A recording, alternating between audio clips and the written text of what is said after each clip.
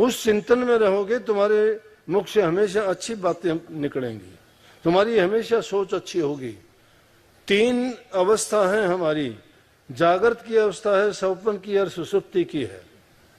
जागृत अवस्था में हम ध्यान कर सकते हैं, ध्यान करेंगे, चेतनता के साथ करेंगे, सोच के करेंगे हमें क्या करना है, किस तरह से बैठेंगे, किसका ध्यान करेंगे, किस नाम का सुमरण करेंगे। और वो ध्यान करते करते सब दूसरी चीजों से ध्यान हटा के हम एक ही जगह दोनों आंखों के मध्य में, इनके पीछे की ओर जहां सूरत की रूह की बैठक है, वहां दोनों तिलों को, दाईं और बाईं दोनों आंखों को, दोनों पुतलियों को एक ही जगह, ताकत से नहीं, स्वाभाविक रूप से शांत चित्त होके थोड़ा सा भी टिकाना सीख जाओगे, अब भक्ति का राज मिल जाएगा। वो ऐसे नहीं मिलता। क्यों कभी बैठना नहीं चाहते, नाम का सुमरण तक नहीं करते। नाम की ये तासीर है, नाम में तो वो ताकत है। नाम के सारे सहारे सारे खंड ब्रह्मांड हैं, नाम के त्यारे सारे तेरे हैं। बड़े बड़े पापी दुष्ट नीच भी पार हो गए। हमने तो सत्संग और नाम को एक ड्रामा नौटंकी बना दिया, जिसके पल्ले नाम को जानता ही नहीं है नाम है क्या, वो भी गुरु बन के नाम देने लग गए। अरे कभी तुमने गुरु का संग नहीं किया, गुरु ने तुम्हें वो दाव पेच सारे सिखाए नहीं, तुम्हें बिठा के कभी करनी नहीं करवाई, तुम्हें एक कदम चलने का तुम क्या सोचते हो कि वो 4 नामों की 5 नामों की गिनती करके उन मंजिलों के तुम शब्द भेद जान के क्या तुमने शब्द सुन लिए, क्या वहां की पहचान कर ली? एक एक मंजिल के अगर देखोगे तो लाखों ग्रंथ बन सकते हैं, वो ऐसी रचना है वहां की। ये पूरी सृष्टि का नक्शा समेट के छोटे से बिंदु में कायम कर देना छोटी बात है। एक ही छोटा सा फोन है, दुनिया भर की सारी खबर लिए बैठा है। उसी का एक एग्जाम्पल ले लो, हमारे अंदर भी इसी प्रकार सृष्टि की सारी चीजें समेट के रखी गई है। उनकी परत खोलना और उनके अंदर घुसना गुरु की आज्ञा से होगा, गुरु के बताए रास्ते से होगा।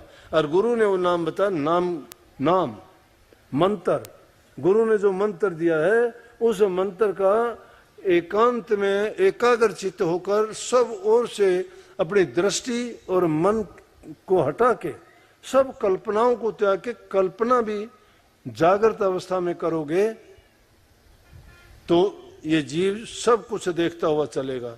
अगर नहीं देखता तो वर्णन नहीं कर सकता उन चीजों का, थोड़ा बहुत तो वर्णन करता है। 2 हालत और होगी, स्वप्न की है, सुषुप्ति की है।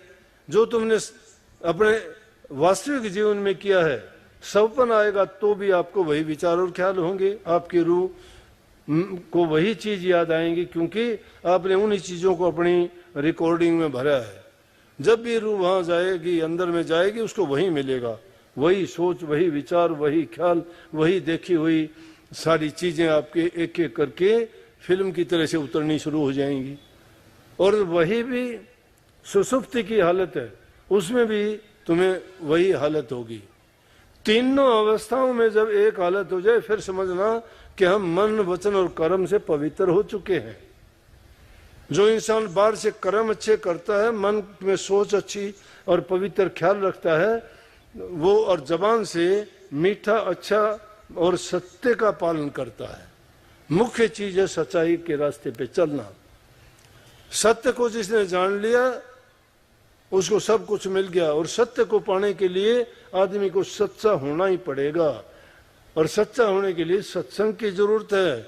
सत्संग सतगुरु का ही होता है, सतगुरु सतनाम ही समझाता है। सतनाम मिल जाने से आदमी सत्य में ही जाके समा जाता है, और तब वो आत्म चेतन और उस शक्ति को पाके संतुष्ट हो जाता है। जीते जी इस राज को जिसने जान लिया और समझ लिया, उस जीव का कल्याण होने में कोई शक ही नहीं है। गृहस्थ में रहो, कोई गृहस्थ में रहो, अच्छी गृहस्थी बीतेगी, क्योंकि शांत चित्त हो आप, ना किसी का बुरा करते हो, तुम्हारा करता है तो परवाह ही नहीं करते। क्योंकि जब ये चीज हमने जान ली कि कर्म का नतीजा मिलेगा, हम बुरा करने वाले का भी बुरा नहीं करना चाहते। हम उसके बराबर थोड़े होंगे। कीचड़ से कीचड़ साफ नहीं होती, बुराई से बुराई कभी नहीं मिटती। अच्छा बनने के लिए आदमी को बहुत कुछ बर्दाश्त करना पड़ता है, लेकिन मन से जब तक सच्चे नहीं हो ना, ये तुम्हारी चालाकियां, चतुराइयां और ये मन की जो तुम्हारी बीमारी लगी हुई है ना, ये आदमी हेरा फेरी जो करता है वो इंसान को ले डूबती है, वो कभी नहीं तिर सकता। लिखवा लो मेरे से। जो गुरु आगे कपट ना खोले, निष्कपटी अपने को बोले, गुरु से भी कपट, गुरु से कपट करे चतुराई, जो गुरु से कपट और चतुराई करता है उसका भला कैसे होगा? वो सत्संग में नहीं रुक सकते ऐसे लोग। ये सत्संग उन लोगों के लिए जिनको अपने घर जाना है, जिनको अपना कल्याण करवाना है, जिसने इस 84 जून काल की जेल से निकलना है। ये हमारा नाम पाखंड नहीं है, हम सत्य का रास्ता दिखाते हैं, हमारे बताए रास्ते पर चलेगा वो आदमी धन्य हो जाएगा, उसके जीवन में कमी नहीं रहेगी।